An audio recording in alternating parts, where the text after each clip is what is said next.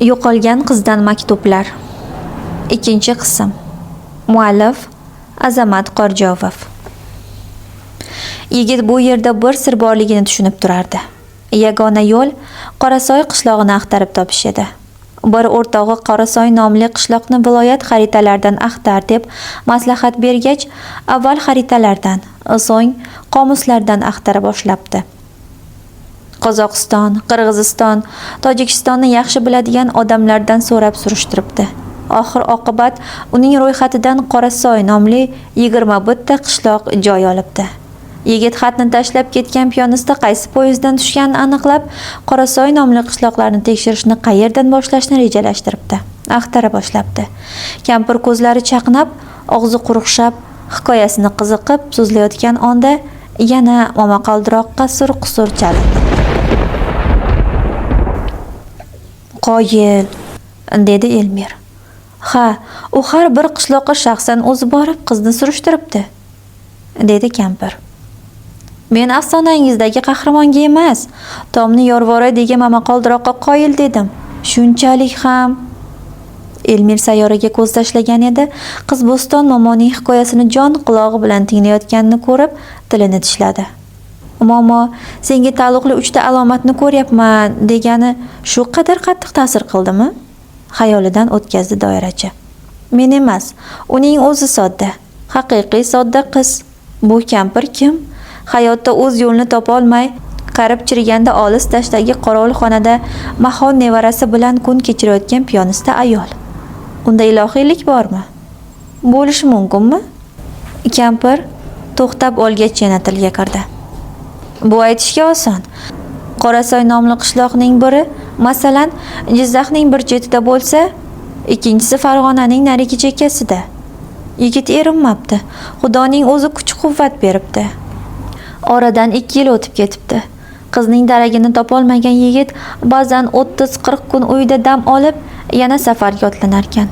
Bir kuni u uyiga qaytsa, qizdan bir emas, 3 ta maktub kelganmish. Barchasida qizning dardi va alamlari bayon etilgan ekan, u sabab aytilmagan emish. Nega meni axtaryapsiz? Uylaning, uylaning, uylaning. Endi yigit sobiq Qorasoy qishloqlarini axtara boshlabdi. Qo'shni respublikalarga ham chiqib kelibdi.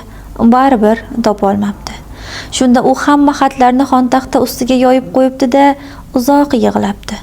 Ko'z yoshlari konvertlar ustiga tomibdi-yu, yigit bir narsani anglabdi. Barcha xatlar suv tekkani uchun biroz bo'yalgan ekan. Yaxshilab o'ylab ko'rsa, xatlarning hammasi yomg'ir yoqqan kunlari, aniqrog'i yomg'irdan so'ng yetib kelibdi. Buning qanday siri bo'lishi mumkin? O'ylay boshlabdi u. O'ylab bir to'xtamga kelibdi. Elmir momoning hikoyasidan ko'ra yog'ayotgan yomg'ir sasiga quloq solib o'tirgandi. Damas loyga botib bir chetda qoldi. Boya Otamurod aka ertaga ham to'y borligini aytgandi. Asbob uskunalar esa Damasda. Ertaga bu atrofdan biror mashina o'tarmikan degan o'y kechdi ko'nglidan beixtiyor. Uf tortdi. Mazang qochmayaptimi ishqilib? So'radi kampir hikoyasidan to'xtab. Elmir unga qaradi. Qo'rqib ketyapman. Hikoyangiz buncha qo'rqinchli bo'lmasa-ya, deya doirachi kuldi. O'ylab bir to'xtamga kelibdi, takrorladi momo. Xatlar tasodif tufayli yomg'irdan so'ng kelmayapti. Bu yerda atayin qilinayotgan o'yin bor, ammo bunaqa ahmoqona o'yin kimga kerak? Yigit xatlarni sinchiklab ko'zdan kechirib, birortasida maktub bitilgan sana yo'qligiga guvoh bo'libdi. Nima uchun birorta xatda yil, oy va kunni ko'rsatmagan? Men ozroq vino ichib aljirayotganim yo'q, bolalarim. Xatlarga sana qo'yilmabdimi demak, ma'lum bir maqsad ko'zda tutiladi. Bu kampir dono ekan demanglar. Bo'lgan turganim shu. Momo, siz qabrga qaytgan maktublar haqida so'zlab bermoqchi edingiz. Iltimos, tezroq shu haqda gapiring. Sayyora dori ichayotgan bemordek qiynalib yutindi. Chalg'ib ketyapsiz? Chalg'iganim yo'q. Erinmasdan hikoya qilyapman. Tan olishim kerak. Hech ham bunchalar berilib gapirmaganman. Xatlarga sana qo'yilmagan degan joyga yetdingiz. Yana o'tlab ketmang, kesatdi Elmir. To'g'ri, eng qiziq joyga yetdim, quloq solinglar. Yigit yana bir narsani sezibdi. Xatlar bir vaqtda yozilgan ekan, ya'ni avval yozib qo'yilgan, keyin vaqti bilan yomg'irli kunlarda yuborib turilgan. Yigitning miyasi yanada tez ishlab ketibdi. Xatlar bir necha yil burun yozib qo'yilgani nimadan darak beradi? Albatta, qizning keyingi vaqtlar ichida yangi xat yozolmasligidan. Xo'sh, u nima uchun xat yozolmaydi? Nima uchun xatlarni birovdan berib yuboradi? Balki u vasiyat qilib qoldirgandir. Yigit ilk bor qizning o'lganiga amin bo'libdi. Ha, u o'lgan. O'lgani uchun ham xatlar eski. O'lgani uchun ham u na ota-onasini, na yigitni sog'inadi. Manzil haqida ham endi faylasuflarcha bosh qotiribdi. Qorasoy qishlog'i, 88-uy, 88-xonadon. Bu nima degani?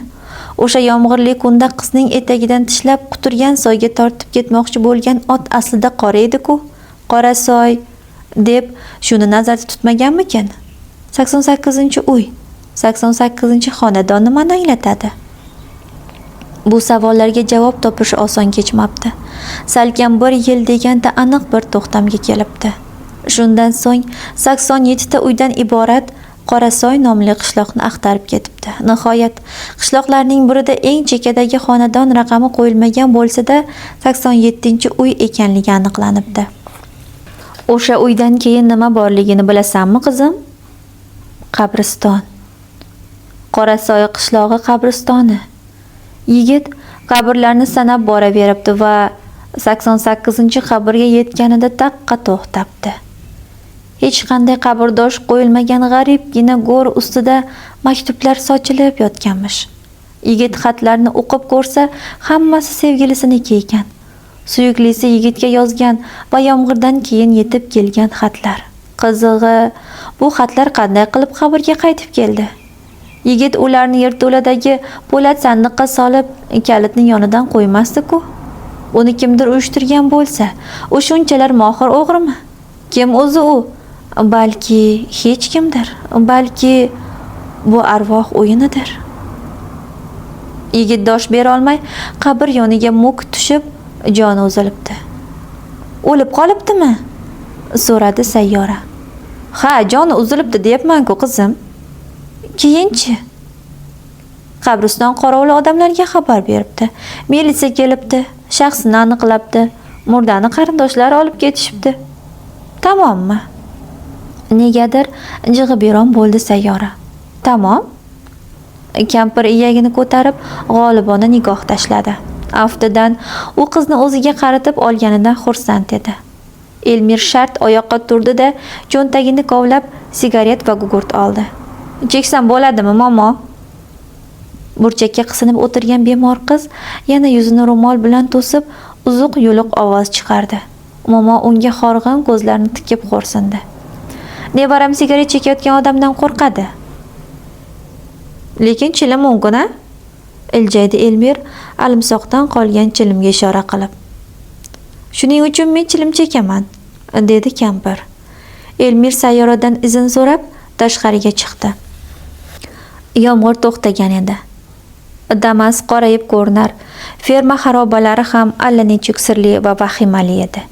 Eshikdan uzoqlashmay cheka boshladi. Shu payt Sayyoraning "Momo, afsonani so'zlab berishda maqsadingiz nima?" deb so'raganini eshitdi. Elmir miyig'ida kuldi. Bizning ayollar, qizlar haliyam folga, irim-sirimlarga ishonishadi, dedi ichida. Kampirning aljirashlariga Sayyora buncha ishonmasa-ya? Bo'ston momo javob berdi.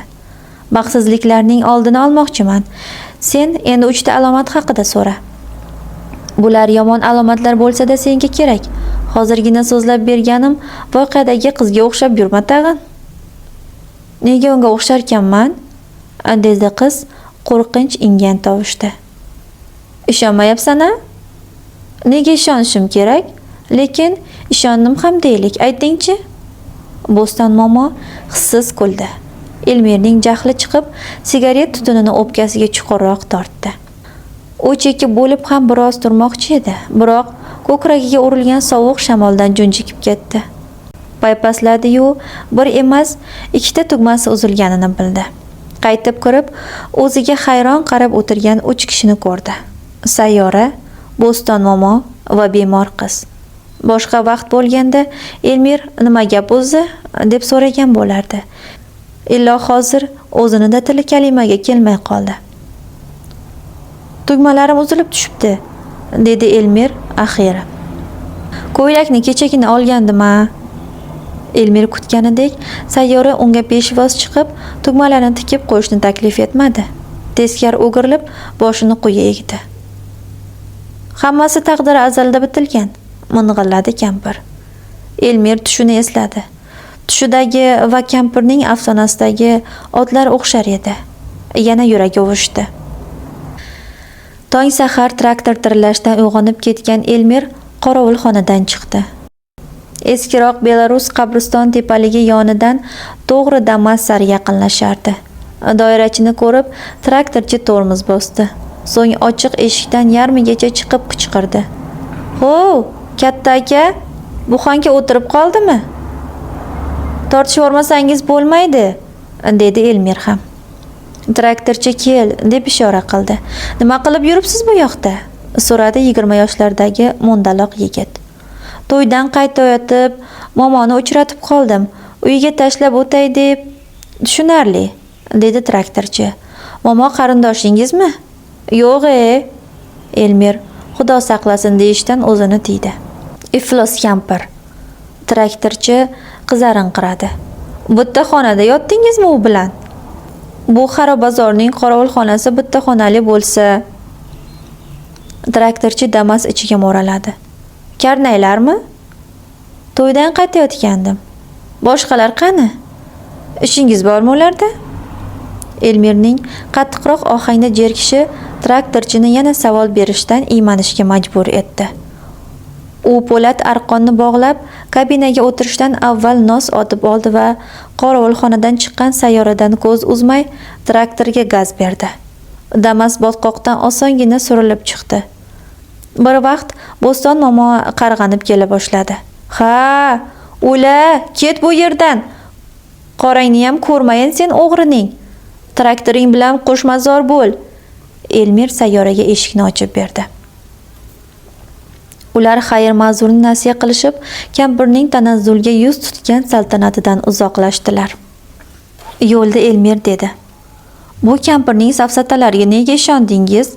Ovloqda yashaydiganlar, hayotda omadi chopmay, telba teskari bo'lib qolganlar o'zlaricha allaqanday afsonalar to'qishadi. Nimaga erishmoqchi bo'lishadi, hech tushuna olmayman." Mashina zavod mahallasidan shitobla o'tib ketgach, qiz hayron bo'ldi. "Elmir aka, shu yerga tashlab o'ting. Men..." "Ikkimiz ham rosa ochiqdik", dedi Elmir. "No'xat cho'rvaga boramiz." Xolangizni tong saharda bezovta qilsangiz, dard ustiga chipqon bo'ladi." Elmir qo'yarda qo'ymay qizni tonggi oshxonaga olib bordi. Katta yo'l bo'yidagi bu oshxonada asosan olis manzilga qatnovchi yo'lovchilar ovqatlanishardi. Ular burchakdagi bo'lmani band etishdi. Tamaddi qilish bahonasida Elmir qizning ichki olamiga yanada teran kirib borishga urindi. Sayyora hayotda hali aldanmagan, lekin ota-ona yu qarindoshlardan kuygan ko'ngli yarim qiz edi. Tasodif tufayli doirachi yigit bilan dashtda bir kecha qolib ketdi. Achinarlisi bu emas, axir nojo'ya ish bo'lmadi. G'alati kampirning qabrga qaytgan maktublar haqidagi hikoyasini tinglab, Elmir baxtsizlikdan darak beruvchi 3 alomat nimaligini hozircha bilmasdi. Bir amallab vaqt o'tkazishdi. Achinarlisi shuki, Sayyorani aslida hech kim so'rab surishtirmaydi. "Biron kun xolamnikiga bormay qolsam", dedi qiz o'ksib. "Qayerda yuribdi ekan demaydi, yo'limga ko'z tikmaydi. Dadam uchun mening qayerda yashashimning farqi yo'q. Ayam bironda qarindosh o'z panohiga olishiga ishonadi. Baribir kim bilandir topishib, oila qurib ketadi deb o'ylaydi. Xolam meni ammasinikidami, dugonasinikidami yuribdi degan o'ydan nariga o'tmaydi. Bilmadim. Bir kun kelib bironta yomonning qo'liga tushib..." Qiz yuzini ters o'girib, ko'z yoshlarini artdi. "Sayyora", dedi Elmir qo'llarini uning qo'liga qo'yib. "Taqdirimizning o'xshash tomonlari ko'p ekan. Mening hech kimim yo'q. Sizning ham aslida yaqin kishingiz yo'q. Siz ham bir suyanchiq topishni istaysiz, men ham. Sizning uyingiz yo'q, meniki esa bor." Qiz birdan qo'llarini tortib oldi. Bu bilan nima demoqchisiz? Dedi qo'rqib. Sayyora, bilasizmi, men sizni gapirmang. Men sizni ancha vaqtdan buyon to'ylarda kuzatib yuraman. Bir ko'rishda ham sevib, ham qo'lingizni so'rasam, balki bu shashqaloqlik bo'lib ko'rinar. Men esa ko'p o'yladim. Ortiq o'ylashga, sinashga, surishtirishga hojat yo'q deb. Qiz shunday chuqur nafas oldiki, Elmirning nazarida uning o'pkasi yorilib ketayozdi. Ko'zlarida go'yo g'am qotib qolgan edi. Baxtli bo'lishga haqqingiz yo'qmi? Elmir chin dildan yonib so'zlay boshladi.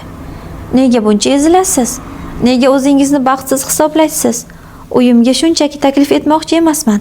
Qiz bolaga to'g'ri kelmaydi, lekin sevib qolishga haqqim bormi? Haqqim bor albatta. Uylanishgacha.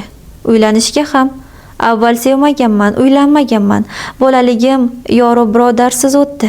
30 yoshgacha ham shunday yakka yolg'iz, tanho yashadim. Kimdir uchrashini, kimdir mening borlig'imni butkul zabt etishini sezardim, bilardim, oldindan ko'rardim. Uy olay, mashina olay dedim. Bular nima? Kecha meni san'atkor deb atadingiz. Asbob uskunalarni ko'rsatib, ular bilan san'atkor bo'la olmasligimni aytdim. Uy, mashina, pul xuddi asbob uskunalarga o'xshaydi. Shunchaki foydalangan, moddiy manfaatingnigina o'ylagan odam otarchimi? Ha, otarchi. Hayotim ham otarchilik bo'lib qolishini istamayman, Sayyora, istamayman. Hech bo'lmasa, hayotim san'at kabi chiroyli bo'lsin. Buning uchun xotin bo'la oladigan, duch kelgan birorta qiz emas, qalbingni larzaga keltiradigan betakror malika kerak, malak kerak. Va shu malaksiz siz, Sayyora. Men sizni sevaman. Sizni shunday tasavvur qilaman va adashmayman. Qiz doirachining so'zlaridan batamom o'zini yo'qotdi. Yuzini to'sib, o'rnidan turdi-da, ketmoqchi bo'ldi. Sayyora, Elmir shunday deb uning bilagidan tutdi. Menga qarang. Shunchalik yomon ko'rinyapmanmi ko'zingizga? Yo'q, Elmir aka, men haqimda noto'g'ri fikrga bormang.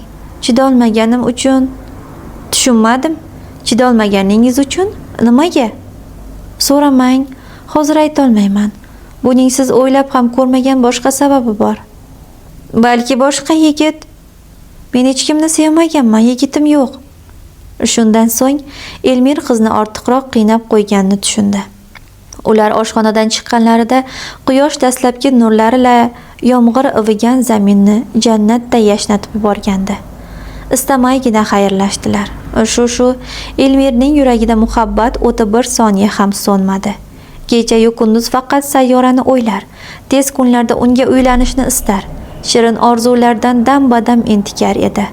Tushida onasi qora o'tga mindirgani-yu yiqilib o'lgani, qabrni kavlab chiqib, Ko'riston aro tentiragani, o'ngida esa Bo'ston momoning mudhish hikoyasini tinglagani, barchasi xotira qariga ravona bo'ldi. Uning uchun esa faqat Sayyora bor edi. Sayyoraga bog'liq shirin orzular, to'y rejalari. Bir kuni Elmirning xayoliga bir gap keldi. Sayyora ismi jismiga monand qiz. U taqdir yo'llarda sayr qilib yuradi. Garchi doirachi yigit bu gap sevgan qizi uchun haqorat ekanligini bilsa-da, o'z-o'zidan shuni o'ylayverdi. Ko'ngli xijil tortdi, nimanidir sezdi. Bir necha kundan so'ng qizning xolasinikiga borib eshik qoqdi. Sayyoraga boshqa ish topgandim degan gapni cho'tladi. Ammo qora xotin eshik ochiboq vovullab berdi. "Xo'p, artist bola, jiyanim qani? Sayyorani qayerga tashlab kelding? Uyingga borsam topolmayman, to'ylarda uchrata olmayman, qani u?" "O'zingizni bosing, xola. Sayyorani men sizdan so'rab kelsam." "Nima deding?" Xola ko'zlaridan o't chaqnab, Elmirning ustiga bostirib keldi. "Elmir degan doirachi senmisan? Sensan. Sayyora aynan senikiga ketayotganini aytib, 3 kun avval uydan chiqqanicha qorasini ham ko'rsatgani yo'q. Xo'sh, nima bahona qilmoqchisan?" "U menikiga ketayotganini aytdimi? Mabodo aldamayapsizmi? Aldab o'libmanmi? Yo sendan tili qisiq joyim bormi?" Elmir bosh qashidi. "Buncha jahl qilmang, xola", dedi u. "Balki Sayyora dadasinimi, ayasinimi uyga ketgandir. Shunaqa bo'lishi mumkin emasmi?" "Mumkin emas. Hech qachon mumkin emas. Hech zamonda u dadasinikiga boradimi? Ayasinikiga borsa albatta telefon qilish kerak edi. Nega? Nima uchun sayyorada undaraksiz? Chunki u senikida. Yoki axtarib kelishlaridan qo'rqib boshqa joyga yashirgansan-a? Doirachi yigit shu yoshga kirib oshkora tuhmatga birinchi bor duch bo'lishi edi. Azbaroyi g'azabi toshganidan tishiga bosdi. Tuhmat qilmang, xola, degan ediki, qora xotin ovoz pardasini yana bir bog'ona ko'tardi. Tuhmat qilmayman senga otarchi. Dalil isbotim son mingta. Birinchidan, dashtdagi qishloqchadan qaytayotib sayyorani sening damasingga chiqarib qo'ydimmi? Ayol uyalmay netmay shovqin solayotganda orqa tomonda eri ko'rindi. Sayyora aytgan o'sha piyonista pochcha, xotini bilan dardi yo'q kesak odam.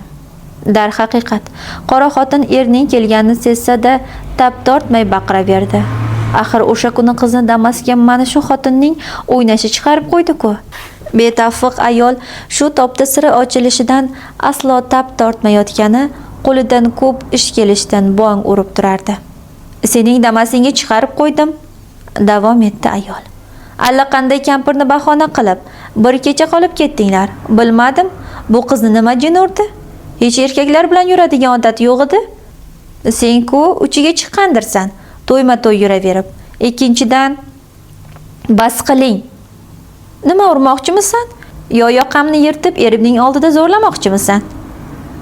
Elmir qanaqa ayolga duch kelganini avval boshdan tushungan bo'lsa-da, bu qadar jirkanch gaplarni kutmagan edi. Mashinasi tomon 2 qadam tashladi. "Qochma xo'y!" o'shqirdi sayyoraning xolasi. "Ikkinchidan, sening darvozangni taqillatib turganini ko'rganlar bor." "Kim taqillatgan?" "Sayyorada axir. Nima dovdirmisan?" Shundagina Elmir yomon bir fitnaga aralashib qolganini fahmlab, ko'z oldi qorong'ulashdi. Birinchi qiladigan ishi bu ayoldan qutulish edi. "Avval isbotlang, keyin dag'dag'a qiling", dedi. "Qonunlarni sizdan yaxshi bilaman. Tanishlarim siznikidan ko'p. Prokuraturada ham, militsiyada ham." U Damasga o'tirib, qora xotinnikidan uzoqlashar ekan, "Uyingni yelkamning chuquri ko'rsin", deb jig'ibiyron bo'ldi. Biroz yurgach, g'aribgina uy ko'zdan yo'qolib, yengil tortdi. Ammo zum o'tmay bu yengillik o'rnini og'ir noxushlik egalladi. Nafrati foizlarcha bo'linib, bir qismi sayyora siymosiga ham qora chaplangan edi. Azoblarga qorilgan kunlar Elmirga bir dunyo g'amdan boshqa hech narsa bermadi. U o'ylanaverdi. Axiri qalbidagi sayyora suratidan qora dog'lar butunlay yuvilib ketdi. Haqiqiy foto surati yo'q-ku. Termulib nimaga termulaman? O'yladi Elmir. Bo'shliqqami? Sekin asta bo'shliqdan ham uning nigohlari yo'qoladi. Sayyora o'zi qanaqa qiz edi deyman. Keyin tuman qoplaydi. Bir ovozim bilan qichqirsam-da uni qaytib ko'rmayman. Ovozini eshitmayman. Bor ovozim bilan qichqirsam-da uni qaytib ko'rmayman. Ovozini eshitmayman. Elmir aziz narsasini yo'qotayotganini his qilib yashadi. To'ylar ham tatimay qoldi. Otamurod aka, seni jin urgan, hech o'zingga kela olmayapsan, der. Qistovga olishdan charchamas. Goho o'yinchi qizlarga sim qoqib, bo'ydoqni davolab qo'yinglar, deya qo'pol hazil qilardi. Barchasi Elmirni qattiq toliqtirdi. Yuragi burishgan, tirishgan olma kabi edi. Va birdan sayyoraga pok muhabbat ila oshiq bo'lganini anglab, yuzi yorishib ketdi. Sevgining qudratini ilk bora butun vujudi bilan his etdi. Bu na oddiy yoqtirish, na uylanish istagi edi. Bu muhabbat, bu telbalik edi. Elmir qora xotinnikiga yo'l olib o'yladi. Sayyoraga sevgi izhor qilganimda ham yuragim bunchalik o'rtanmagan edi. Uni telbalarcha sevib qoldim. Ishq ilohiy daraxt. Shunday daraxtki, vujudim bo'ylab tomir otib bo'ldi. Nega buncha qo'rqayapman? Avvaldan yoqtirib yurardim. Yomg'irli kunda sevib qolganimni tushundim. O'ziga ham aytdim. Xolasi bir bobullab berganiga u ham aybdor bo'lib qoldimi? Aslida kim aybdor? Men emasmi? Qiz bechora 4-5 so'm ishlayman deb qishloq to'ylarda kosa tovoq yuvib yursa-yu, men uni bir kecha xarobozorda olib qolsam, garchi bunday bo'lishini xohlamagan bo'lsam-da, javobgar kishi menman. Qanday qilib qiz u yerdan keta olardi? Yomg'ir, loy, olis yo'l. Ehtiyot bo'lib rul boshqarganimda Damas loyga botib qolmasdi. Qo'rqayapman. Chunki men yolg'iz yashashga o'rgangan qo'rqoq kimsaman. Yolg'izlik eng katta qo'rqoqlik. Jasur kishilarning atrofida doimo odam bo'ladi. Men esa sayyoradan arazlab o'tiribman. Nega? Nima uchun? Tushunmayman. To'xta. Mana endi angladim. Sayyora ham mendan arazlagan. Ish topib berishimni aytganimda yoqtirmagandi.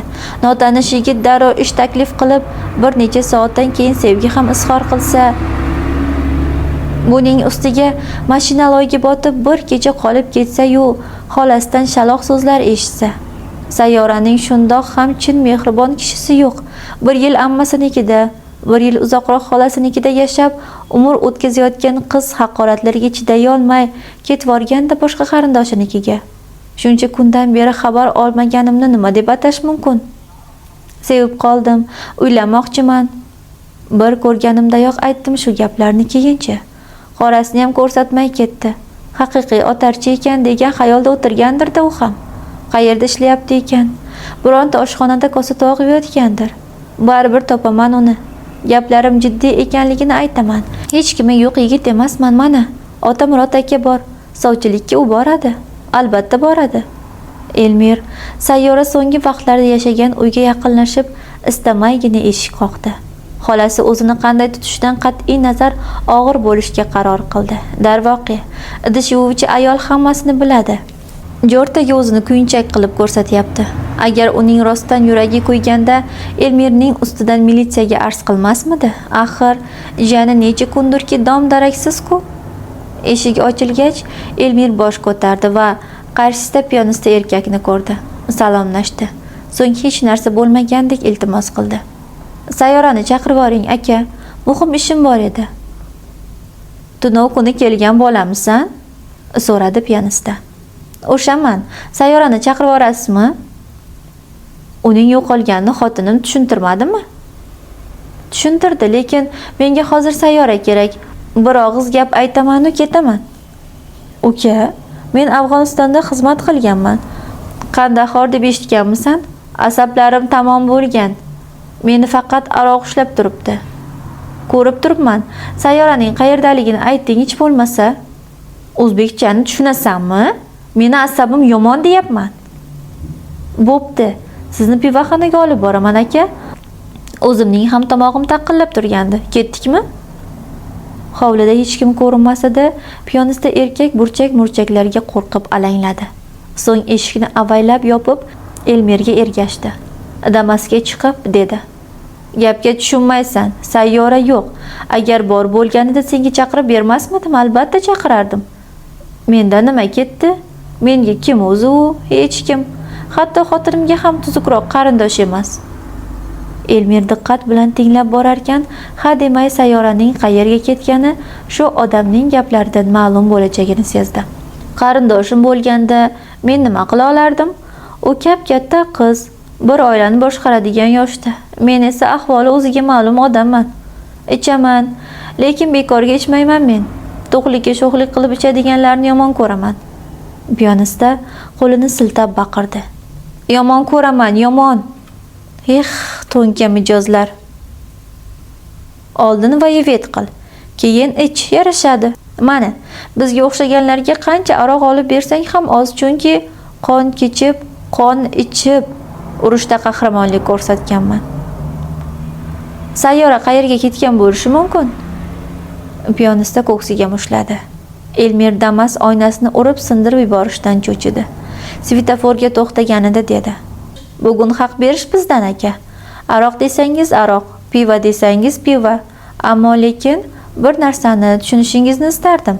Ko'nglingizga olmang-u, urushga bordim deb ichib yurish insonni oqlamaydi. Odamlar nima bahonalar topmaydi. Birov qamalgani uchun ichadi, boshqasi xotini xiyonat qilgani uchun ichadi. Hatto nima uchun kambag'alman deb ichadiganlar ham bor. Meni olib qarang, na ota-onamni, na qarindoshlarimni taniyman. Mutlaqo hech kimim yo'q, ammo men buni dastak qilib ichmayman." "Umuman ichmaysanmi? Hozirgina tomog'im taqilladi deding-ku." Oz ichganman. Hech qanday foydasi yo'qligini bilib tashlab ketdim. Foydasi yo'q-de. Qaysi to'yga bormay dasturxonga aroq qo'yishadi. Ichaman desam, ichimlik muammo emas. Aroqni qancha quvsang, u sendan shuncha uzoqlashaveradi, dedi piyanista. Ichmaydigan boyvachchalar, mansabdorlar qaysi to'yga, ziyofatga borsa dasturxonga turli-tuman shishalar qalashtirib tashlashadi. Biz esa kim qo'yib berar ekan deb hammaning qo'liga qaraymiz. Aka, maslahat emas-u, aroqni tashlang. Keyin o'tmishingizni chetdan qarang. Kim uchun jang qilgansiz-u, nima uchun ichyapsiz? Hammasi oydinlashadi. Hozir ham barchasi oydin. Piyonista olayib qaradi. Urushga bordim deganimni sen qaysi ma'noda tushunding? Nima? Men vatanni fashistlardan himoya qilibmanmi? G'alaba sharafiga ichsam, men kuyganim uchun ichaman, bilasanmi? Qanaqa yigit edim? Tog'ni ursa talqon qiladigan, kallasi zo'r, judayam intiluvchan. Institutga bir tiyinsiz kirganman. Keyin armiya, Afg'oniston, kontuziya va bababah. Yo'q, o'sha yigit yo'q. O'rnida men borman, men. Taqdiri azalga ishonasanmi? Elmir yelka qisdi. Sayyora ishonardi. Elmir yalt etib qaradi.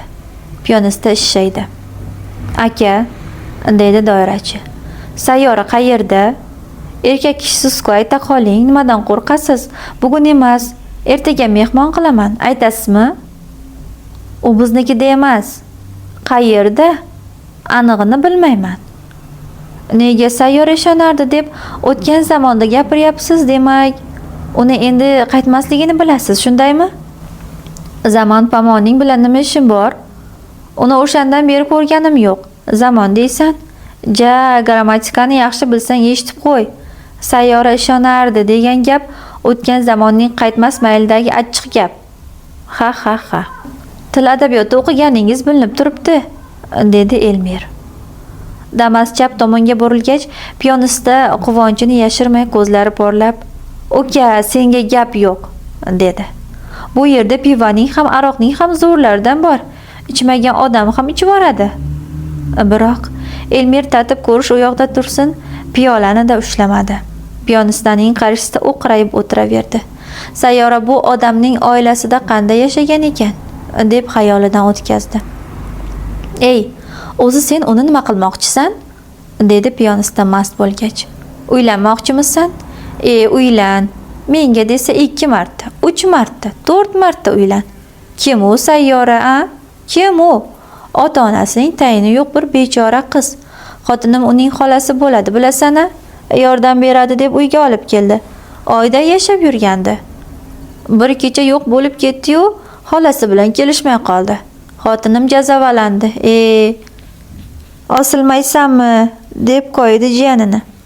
"Damasi bor ekan, hovli joyi bor ekan, yana senga nima kerak edi?" dedi. "Shu to'g'rimi? Jiyaniga erni zudlik bilan qo'lga kiritishni buyurishi to'g'rimi? Xotinda kalla yo'q. O'sha kuni tumshug'ini mo'ljallab bir solganingda, uka, kayf qilib kulardim. Urarmikin deb qarab turdim, lekin Sayyorani urma. U tilla qiz. Ichim kuyadi. Nega shunday qizning mehribon kishisi yo'q-a? Bechora to'ylarda kosa tovoq yuvishga ham rozi. To'g'ri yursam, o'z kunimni o'zim ko'raman", deydi. Judayam mehnatkash, rostgo'y qiz. Xolasi meni aldashni buyuradi. Piyonista g'alati kulimsiradi. U aldamoqchi bo'ladi. Qaniydi yolg'onni eplab gapira olsa. Axir, u farishta-ku. Farishtaning o'zginasi. Sen unga uylanmoqchimisan? Ha, dedi Elmir nihoyat. Unda axtar, top, uylan. Boyadan beri nega mening boshimni qotirasan-a? Boja bo'lmoqchiman-de, xo'sh? Boja bo'lmoqchimisan? Sayyoraning qayerdanligini bilmaysiz, lekin uyingizda nimaga bo'lganini aytarsiz. Aytdim-ku, yana nimani aytaman? Xotinim uni rosa qo'ydi. Bu yurishingda erga tega olmaysan, dedi. Sayyora esa taqdiri azalga ishonishini aytib yig'ladi. Shuning uchun taqdiri azalga ishonasanmi deb so'radim. O'xshatmasa uchratmas deb ikkoving bejiz topishib qolmagandirsan. Piyonistani qichoq tutdi. Elmir yuzini chetga burib xayolga toldi, ammo ko'zi tushgan narsa bir zumda xayollarini to'zg'itib yubordi. Qo'shni stolni ikki pochtachi band qilib pivo simirmoqda edi. Sumkalardan gazeta, jurnal va konvert qaralari chiqib turardi. Xatlar, sirli maktublar, yomg'irdan keyin keluvchi manzilsiz nomalar. Elmir dik etib o'rnidan turdi va deraza tagiga borib osmonga tikildi. Bulutlar quyilib kelardi. Ko'p o'tmay yomg'ir yog'adi. Elmirning qulog'iga kimdir shivirlaganday bo'ldi. U atrofga alang-jalang boqib, nigohini pochtachilarda to'xtatdi. "Kechirasizlar, akalar", dedi Elmir.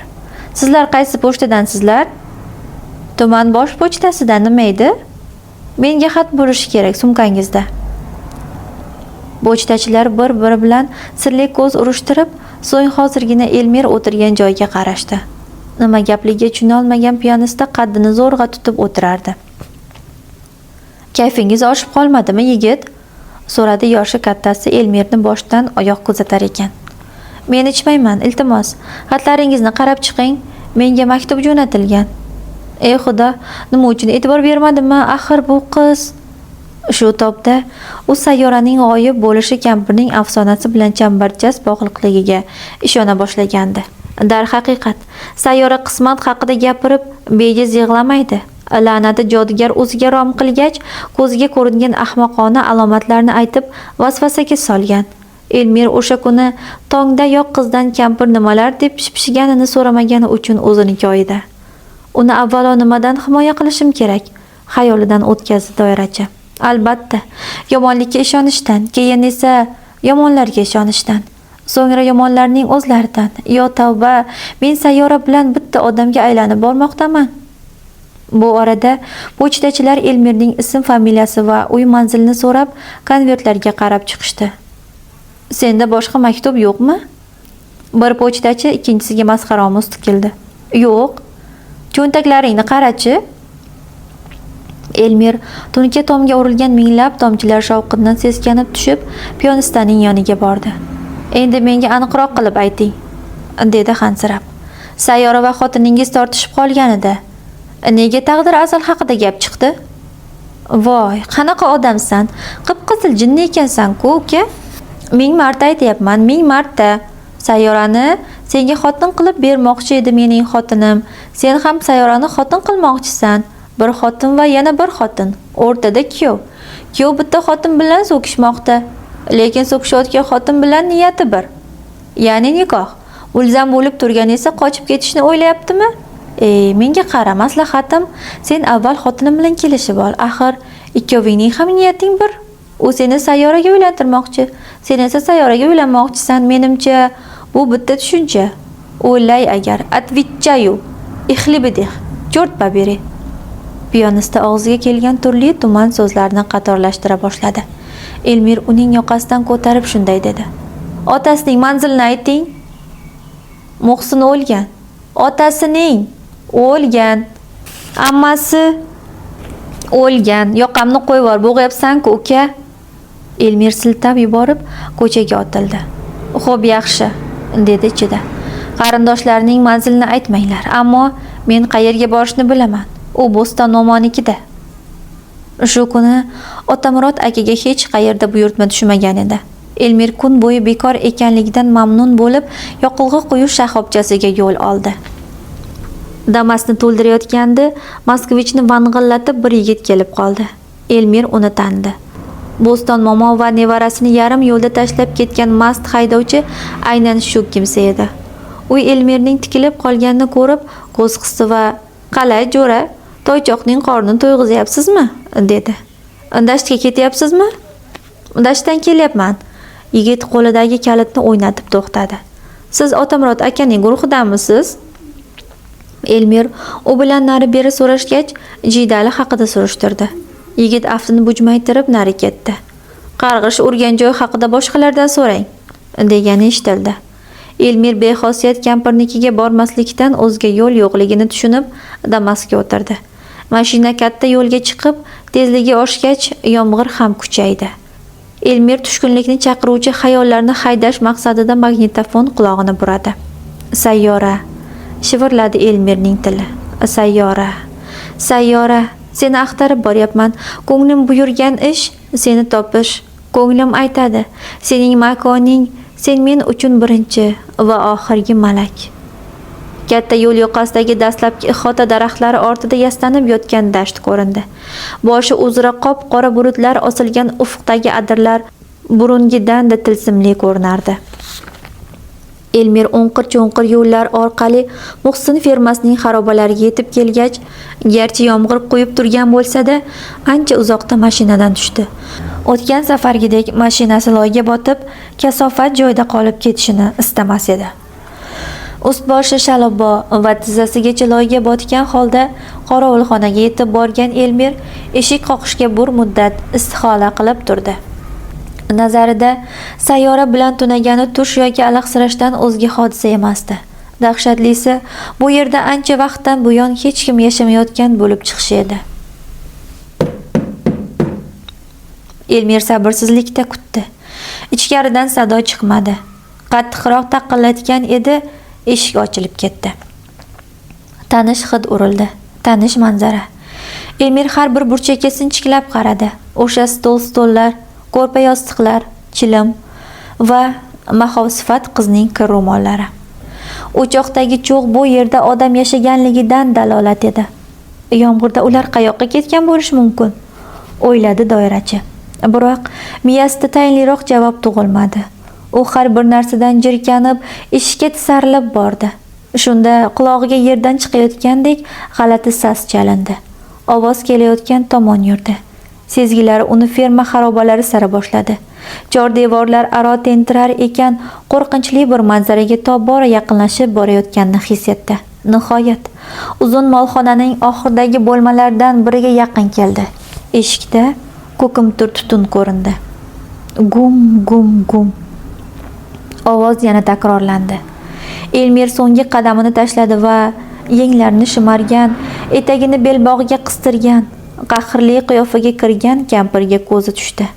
Oyoqlari ostida yarim yalang'och holda bir qiz qo'nishib yotar. Momo har zamonda uni chap qo'ldagi xivchin bilan savalar edi. O'ng qo'lida esa uchiga qalin qilib latta o'ralgan gavron. Shu gavron bilan u tez-tez dovul qoqmoqda. Ustiga teri qoplangan barabanga o'xshash antiqa asbobni Elmir muqaddam hech qayerda ko'rmagan edi. Bo'ston momo qo'llaridagini tashlab ortiga o'girildi. Qiz ham qaradi. Elmir bu qiz badani sutday oppoq, marmarday silliq, ammo yuzi badburush, aqli qosir suluv ekanligini bilgach xo'rsindi. "Xalaqit bermoqchi emasdim", dedi Elmir. "Men Sayyorani axtarib yuribman. U qayerda momo? Faqat aldamang." Kampir nevarasiga tikildi. Nevarasi og'zidagi ko'piklarni artib, aftini bir tomonga qiyshaytirdi. Elmir o'shanda damasni bulg'ab qo'ygan telba qizdan qanchalik nafratlangan bo'lsa, hozir ham shunchalik yomon ko'rdi. Biroq o'zi istamagan holda uning ohanrabodek tortayotgan qo'l-oyoqlariga, xiyol ochilib qolgan ko'ksiga qaradi. Yigit bunchalik go'zal tanani ko'rmagan edi. Mis idishdan tutun chiqish to'xtadi. Kampir etagini, so'ng yenglarini tushirib, nevarasining qo'ltig'idan oldi. 18 yoshli zil-zambil qizni suyab turg'azish albatta kampirga oson emasdi, ammo Elmir qoqqan qoziqdek turaverdi. "Sayyora qayerda?" qayta so'radi Elmir. "Uni menikiga jo'natganmiding?" Kampir nevarasi ustiga eski chopon tashladi. "Yo'q, uning o'zi siznikiga kelgan. Momo, adabad aytishib o'tirmaylik, hozir qayerda u?" "Buni mendan so'rayapsanmi?" Kampir o'zini befarq tutishga tirishib, Suluvning yuzini ro'mol bilan o'radi. Qiz noroziligini ifodaladi chog'i bosh silkib, yana ayiq bolasiday g'ingshidi. "Siz bilan tortishib o'tirishga vaqtim yo'q, toqatim ham yo'q", dedi Elmir jahl bilan. "Bu yerdan tezroq ketsam, qaytib kelmasam deyman. Sizga duchor qilgan taqdirga ming la'nat." "Taqdirni qarg'ayapsanmi? Taqdirni-ya?" Bildik. Juda oshib toshgan ilohiy qudrat egasi ekansiz, ammo hozir meni bu qiziqtirmaydi. Qarg'ishu la'nat, pa'natlar, bashoratli turli afsonalaringizga boshqalarni ishontirasiz. Menga muhimi Sayyora. Siz o'sha kuni yomg'irdan keyin kelgan maktublar, barcha xatlarning qabrga qaytishi, quturgan ot, yana allam balo alomatlar haqida gapirib uning miyasini zaharladingiz. Soddadil qiz barchasiga ishondi. Nafaqat ishondi, hatto o'zini bilmas darajada qo'rqib qoldi. Uning ruhini nobud qilganingizni tan olasizmi? Ruhini sen nobud qilgansan. Kampir shunday deya suluvni suyab xaroba adog'iga keta boshladi. Elmir noiloj ergashdi. Nega men nobud qilarkanman? Chunki, dedi kampir, sen hech kimga va hech narsaga ishonmaysan. Shu bois yaqin odaming ham yo'q. Sayyorani so'rab yuribsan. U mana shu yerga kelgani rost. Bilasanmi nima uchun? Agar esing og'ib qolishidan qo'rqmasang-ki, unga nima bo'lganini so'zlab beray, rozimisan? Qo'rqmang. Bema'ni afsonalaringiz esimni og'dirmaydi, dedi Elmir. Ammo hech kimga va hech narsaga ishonmaysan deb adashyapsiz, momo. Men ko'p narsalarga ishonaman. Bu allaqanday itsimon otga ham ishonishimga asos bo'la olmaydi-ku. Bo'ston momo suluvni ortiq suyab turishga qurbi yetmay nolidi. Hozirgi yoshlar tobutingni ham ko'tarmaydi. Iloji boricha mashina bilan olib borib, avtokran bilan go'rga qo'yadi. Sadqa yigit ketinglar. Elmir shunda ham kampir va nevarasiga irganib qaradi. Biroq momo aksiga olsa, sayyora haqida hech ma'lumot aytmay qo'yishdan cho'chidi. Xohlamaygina suluvni suyadi. Uni ko'tarib ol, buyurdi kampir. Istasang qo'llaringga, istasang yelkangga. Yomg'ir shiddati pasaymadi. Elmir qorovulxonaga tezroq yetish ilinjida bahosifat qizni qo'ltiqlab shoshildi. Dimog'iga shunday badbo'y hid urildiki, bunday hidni yaratgan tabiatning o'zidan ham ko'ngli qolardi kishining. Uy! Suluvning bir oyog'i sudralib qoldi. Kir ro'mol bilan berkitilgan og'zidan yig'loq nidolar cho'zilib chiqa boshladi. Orqadan kampirning jahl bilan "Boraga topgur, ko'tarsang-chi, yeyilib qolasanmi?" degani eshitildi. Elmir xuddi kelinni ko'targandek bemor qizni yerdan dast uzib olishga o'zida kuch topa olmadi. Yelkasiga opichlashga esa ikki dunyoda ham rozi bo'lmasdi. "Nima qilganing bu?"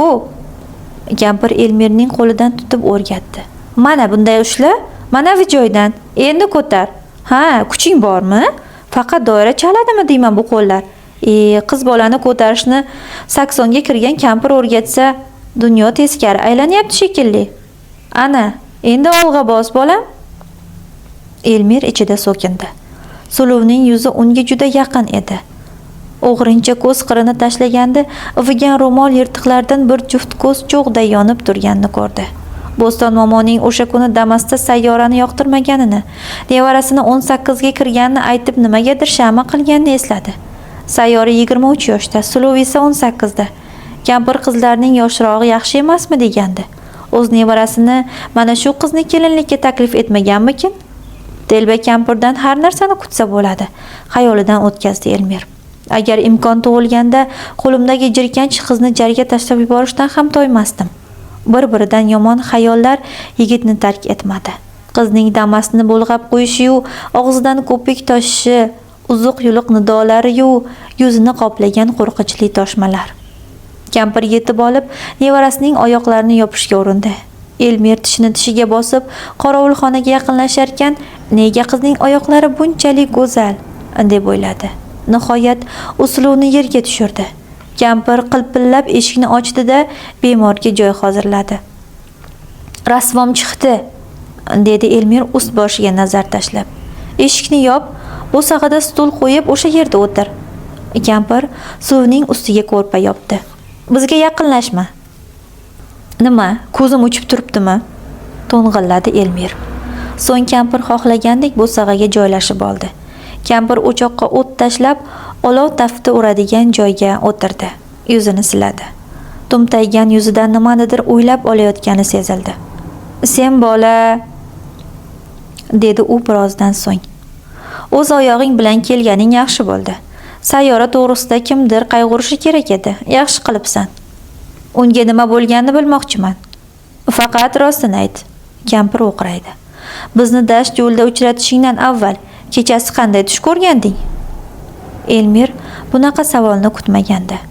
Asabiy qimirlagani uchun stul g'ichirlab ketdi. "Xo'sh, qanaqa tush ko'ribman?" Elmir qo'llarini chalishtirdi. "Marhuma onang." "Gapiring eshityapman." Momo ehtiyotkorlikla davom etdi.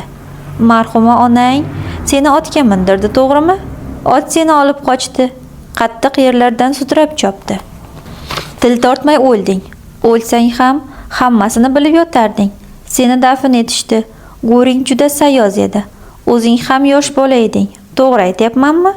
Ko'zingni ochding. Qabrdasan. Tuproqni timdalading. Joning boricha harakat qilding. Oxiri yerdan tashqariga chiqding. Qop-qora tun edi. Siz bularni qayoqdan bilasiz? Elmir chiday olmay sakrab turib, u yoq bu yoqqa yura boshladi. Sayyoraga aytganmidim? Eslolmayapman, negadir eslolmayapman. Aytgan bo'lishim kerak. Aks holda bu momo joyingga o'tir, doirachi. Amr etdi kampir. Hozirgina guvoh bo'lding. Menda ilohiy kuch-qudrat mavjud. Aniqrog'i, hayot baxshidan meros bo'lib o'tdi. Senga barchasini batafsil tushuntirib o'tira olmayman. Bunga tushunmaysan ham, ishonmaysan ham, balki 17 yil bolalar uydan chiqmaganing ilohiyotga bo'lgan ishonchingni uyg'otmagandir. Nima deding? Hech narsa demayman. Sayyorani topib bering bas. Tushingning davomini so'zlashim shart emas. Ich-ichingdan menga tan berib bo'lding. Aytmoqchi bo'lganim shuki, qabrga qaytgan maktublar haqidagi afsonamda tilga olganim o'sha ot bilan tushingdagi otning o'xshashligi. O'xshash bo'lsa nima bo'pti? Sayyoraning boshini ham shunaqa qotirib, lekin aytib qo'yay, bir tola sochi to'kilgan bo'lsa, kimligingizdan qat'iy nazar sizni o'ldiraman. O'ldira olmaysan. Qani o'ldir, qo'lingdan kelsa hoziroq, dedi kampir. Meni aybim yo'q. Sen esa o'ldiraman deysan. Sayyora eshigimizni qoqib yordam so'ragandi. Qutqardim. Eshigingizni qoqib yordam so'ragandi? Ha, u zo'rg'a yetib kelib, ostonaga yiqildi. Uni odam bolasi ta'qib qilgani yo'q. Isiriq tutatib, duoyi jonlar bilan hushini o'ziga qaytardim. Nega kelgan ekan yolg'iz, piyoda? Ruhlarim chaqirgan. Qo'ysangizchi, bo'ladigan gapni gapiring. Hayot baxshi vafot etgach, atrofida hoziru nozir bo'ladigan ruhlar menga ko'chib o'tgan, chunki unikiga oxirgi marta borgan odam menman. Eslaysanmi o'sha kunni? Xo'p, dedi Elmir alamni tirjayib. Oxirgi marta borgan odam sizsiz. Nevarangiz esa odam emas ekanda. Ruhlar ham kelib sizni tanlaydigan sassiq arvohlar. Hammasini tushunaman, zo'r tushunaman, momo, biroq sayyoraning yordam so'rab kelishi qiziq. U nega sizdan yordam so'raydi? Nega allaqanday ruhlar uni bunda iflos joyga chaqiradi? Shu holingizda xarob kulbada nima karomat ko'rsatdingiz? Qiz bechorani otdan qutqardim. Otdan? Ya tavba, itga o'xshab irilaydigan o'sha afsonaviy otdanmi? Ha? Elmir negadir kampirni yana mazax qilishni, har bir dalilning ustidan kulishni istardi, ammo yuragiga allanechuk qo'rquv tushib ulgurgandi. Ro'parasida tirik jodugar o'tirganiga ishonch hosil qila boshladi va ishonch hosil qilgan sayin sayyoraning qayerdaligini shundan boshqa hech kim bilmasligiga ham amin bo'ldi. "Momo", dedi Elmir. "Men hech kimga hech narsaga ishonmaydigan kimsa deb o'ylamang. Nega bunaqa inson ekanligimni o'zim ham ba'zan tushunmayman. Qachon ushlasam, qachon o'z ko'zim bilan ko'rsam, o'shanda to'liq ishonaman. Lekin ko'nglimning bir chetida men hech qachon ushlab va ko'rib bo'lmaydigan mavjudotlarga ham ishonch bor. Tushimni olaylik. Uni siz hozirgina shunday aniq aytib berdingizki, ich-ichimdan muzlab ketdim. Ilohiy kuchingizga taraf yo'q, biroq sayyorani ta'qib qilgan otni siz ham ko'rdingizmi? Mening jismim boshqa. Tamshandi Bo'ston momo. Shuning uchun ot menga ko'rinmadi. Kechki payt bo'lgani uchun ko'ra olmagansiz dema. Qorovulxonadan chiqqanimda xarobalar ortidan kishnashni eshitdim xolos. Keyin dupur-dupur ovozlar qabriston tomon ketdi. Ot menga ko'rinmas ekanda. Mana endi o'zingga kelding, otash bolam, dedi momo bir muncha muloyim ovozda. Sayyora bilan shu masalada tortishdik. Men unga ot Elmirga ham ko'rinadi dedim, xolos. Shugina gap. Qiz eshitdi-yu, quloqlarini berkitib chinqirib yig'ladi. Seni shunchalik sevishini o'ylamagan ekanman. Bir yoqda sevgi, bir yoqda dahshatli maxluq. Nega sayyor ikkimizga ko'rinar ekan? Nima balo? Bizda qasdingiz bormi? Gunohimiz nima? Manavi kasal nevarangizga og'iz solmaganim uchun duoibat qilyapsizmi? Bilib qo'ying. Men sayyorani albatta topaman va uylanaman. Unday qilma. Momongning ham gapiga kir bolam. Nevaramga uylanasanmi, yo'qmi, buni vaqt ko'rsatadi. Suluvni aqli zaif, cho'loq, pesmoqo va qutir qilib ko'rsatgan bo'lsak, endi pari qiyofasida ko'rasan. Suluv, tur o'rningdan. Akang seni ko'rmoqchi. Qiz ko'rpani ochishi bilan Elmirning burni qo'lansa hiddan achishib, bir zumda ko'ngli aynidi. Qisqasi sayyoraning qayoqqa ketganini aytmaysiz-a? Eshikka tisarildi yigit. Aytsam o'lasan, dedi kampir. Tupurdim bashoratingizga. Tupursang tayinliroq joyga tupur. Bo'sh kelmadi kampir. Keyingalash uchun axtarib yurma. Men senga chin bashoratni aytsam, dono onaxon bo'lish o'rniga ablah kampir ekansiz, dedi Elmir eshikni ochib. O'sha kuni sizni sayyora ko'rib qoldi. Kampir dashta yolg'iz qolib ketmasin deb g'amxo'rlik qildi. Kasofatingiz urib, Damas qarg'ish tekkan makonga loyga botdi. Nevarangiz bilan beminnat olib keldim. Lekin rahmat o'rniga boshimizga mana shu kunlarni soldingiz. Nevaramga bir qara. Qaramayman. Elmir eshikni qarsillatib yopdi-da, Damas sari chopdi. Yomg'ir shivalab yog'ardi. Mashinasini o't oldirib, dasht yo'lida gazni bosdi. Qarindoshlarininkiga bir kirib chiqaman, agar topilmasa militsiyaga arz qilaman, dedi u. Bu yerda bir gap bor. Badburush kampirda ham, sayyoraning xolasida ham. Kampir biladi deysiz, balki sayyoraning xolasi urib o'ldirib qo'ydimikan? Qora xotindan har nimani kutish mumkin. Meni gumon ostiga qo'yish uchun zimdan tayyorlanib yurgan bo'lsa-chi? Xomkalla, tushimni Otamurod akaga aytgan edim-ku. Mana, jodugar kampir qayoqdan eshitgan. Shunday qilib, otarchi yigitning hayotidagi g'aroyib va sirli kunlar boshlandi. U bularning barchasiga boshi ila sho'ng'ib ketganini sezmay qoldi. Shu damgacha uylanish, muhabbat, kurash xususida jiddiyroq o'ylab ko'rmagandi. Mehribonlik uyidan uchirma bo'lgach, bilim yurtida o'qidi. Ko'p o'tmay mustaqil hayot boshlab, pul topishga kirishdi. Haqiqatdan uning doira chalishda mahorati zo'r edi. O'zbekona to'ylar Elmirning doirasi bilan yanada qizardi va yanada dabdabali to'ylarni yodga solardi. To'yma-to'y o'yinchilar bilan yuradigan, jaraq-jaraq pul ishlaydigan yigitning 30 ga kirib ham bo'ydoq ekanligi, hech kimni sevmaganligi, hech qaysi juvonlikda tunab qolmaganligi kimlargadir ishonarsiz to'ylar. Biroq yigitni yaqindan tanigan insonlar uning biroz g'alati ekanligini aytgach, shubha gumonlar xila ko'tarilardi. Elmirning ustidan eng ko'p kuladigan odam Otamurod aka edi. Biroq Elmir xuddi shu kimsagagina xafa bo'lmasdi. Nazarida Hofiz chin dildan kulmas. Hazil-mazax uning sog'lig'ini saqlab qoladigan yagona dori edi. Balki shogirdi bo'lgani uchun ham Elmir uni boshqalardan ko'ra kuchliroq tushuna olardi va hazil-mazaxlarni ko'ngliga olmasdi. Damas darvoza tagida to'xtadi. Signal berildi. Elmir uy egasini kutmay hovliga kirib bordi. "Keling." Peshvoz chiqdi Hofizning xotini. Qo'lida suvli idish bor edi. "Ichkariga kiravering, akangiz yotibdilar, toblari yo'qroq." Elmir Otamurod akani ko'rpa to'shakda ko'rib ajablandi. "Ertalab yaxshi edingiz-ku?" deb boshlagan edi Hofiz kulib. "Hozir yomonmanmi?" dedi. Ko'ngilni ko'tarish o'rniga go'rga tiqib qo'ya qolay deydi-da bular. Yana qon bosimimi? Bu safar yurakning gal uka, tegirmon navbati bilan axir. Ukol dori oldingizmi? G'alvir uka, g'alvir. Bu deyman, o'zingning ham ranging sinib qolibdi-yu, tinchlikmish qilib, o'ladigan otang bo'lmasa, onang bo'lmasa, kimingga kuyasan? Yo bizdan yashirgan bola chaqang bormi? Sizga kuyaman-da, Otamurod aka. Ikkovi kulib olishdi. Biroz qizarinqiragan Hofiz dedi. Bitta enag'ar tinchimni buzib ketdi. Kim edi u? Tuman gazetasiga maqola yozib yuradigan Shokir G'urra bor-u. Ha, taniyman. Men unga filologiyada emas, filologiyada o'qiysan, pul olishni o'rganasan deb hazillashib yurardim. Buni qara, talabalik paytidan beri qo'li ko'ksida bola. Enag'ar, peshanangdagi g'urra ikkita pulsin sen Shokirchaning. Tirjayib, xushomad uradigan mushqi nima deydi-de? Men qip-qizil otarchi emishman. Birovlarning qo'shig'ini aytib pul ishlar ekanman. To'g'ri-da, o'zingizning bironta qo'shig'ingiz yo'q-ku. Jim tur, ustozing gapirganda. Otamurod aka qo'l siltadi.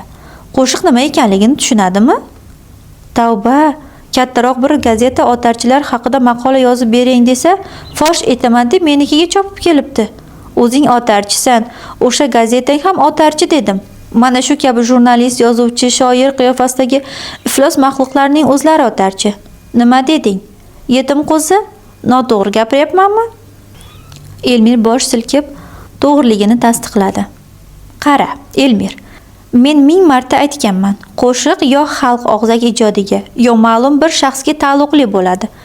To'ylarda xizmat qilib yurgan bizdek san'atkorlarning esa o'z qo'shig'i yo'q. Xo'sh, aytchi, bir kambag'al to'y qilyapti. Toshkentdan san'atkor chaqirishga qurbi yetadimi? Yoki bo'lmasam, u jodugar emaski, o'lgan odamlarni tiriltirib, xalq og'zaki ijodini o'zlariga aytirsa, kim aytadi? Kim qo'shiqlarni xalqning yuragiga jonli ravishda singdiradi?